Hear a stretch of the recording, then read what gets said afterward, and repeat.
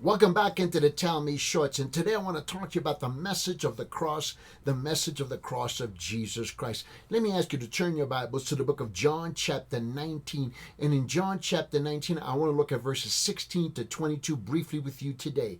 It says, "So he then handed him over to them to be crucified. They took Jesus, therefore, and he went out bearing his own cross to the place called the place of a skull, which is called in Hebrew Golgotha. There they crucified him, and with him two other men on either side, and Jesus in between. And Pilate also wrote in the inscription and put it on the cross, and it was written, Jesus the Nazarene, the King of the Jews. Therefore many of the Jews read this inscription, for the place where Jesus was crucified and was near the city, and it was written in Hebrew, Latin, and in Greek. So the chief priests of the Jews were saying to Pilate, do not write the King of the Jews, but that he said, I am the King of the Jews. And Pilate answered, what I have written, I have written. So the question then becomes, what does the cross mean to you? What does the cross mean? What does the cross mean to others? Well, you need to understand that Rome used the cross as a brutal method of executing criminals. That's exactly how Rome saw the cross. Okay? And through Jesus' sacrificial act, its message became one of hope and life for those who believe in him. The cross meant various things to different people in the gospel account. We understand that. To Pilate, Judea's governor, it was the place where an innocent man had died.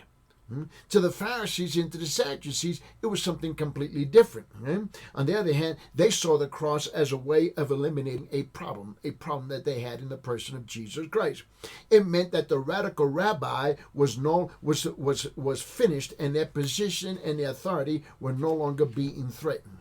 And then you remember Judas Iscariot? When Judas Iscariot heard that Jesus was condemned to die, he became greatly, greatly distressed.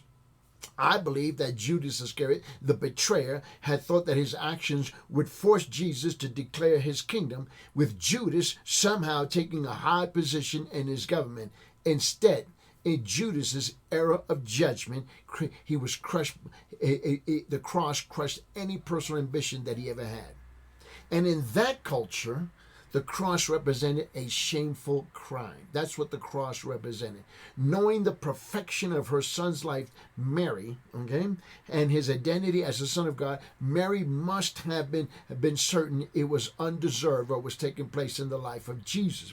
She also, no doubt, saw it as a fulfillment of prophecy. Why do I say that? Well, because when Jesus was just days old, remember Simeon? Simeon had prophesied with a sword. A sword would one day pierce Mary's soul. The cross brought that about. Let me show you. In the book of Luke chapter 2, it says this in verse 34 and 35. And Simeon blessed them and said to Mary his mother, behold, the child is appointed for the fall and the rise of many in Israel, and for a sign to be opposed. And a sword will pierce even your own soul, speaking to Mary, to that end that thoughts from many hearts may be revealed. You see, to Jesus' disciples, the crucifixion was the time when they had lost their beloved friend and the Messiah had died. Their close relationship with him just seemed to come to an abrupt end, and as did their dream of being free from Roman jurisdiction. But let me ask you a question. What response would you give to the question? Here's the question, okay? What does the cross mean to you? What does the cross mean to you? Is it a place where a good man lost his life? Or is it a place where a troublemaker was eliminated? Or was it the place where the Son of God died to save you? Is that what the cross represents to you?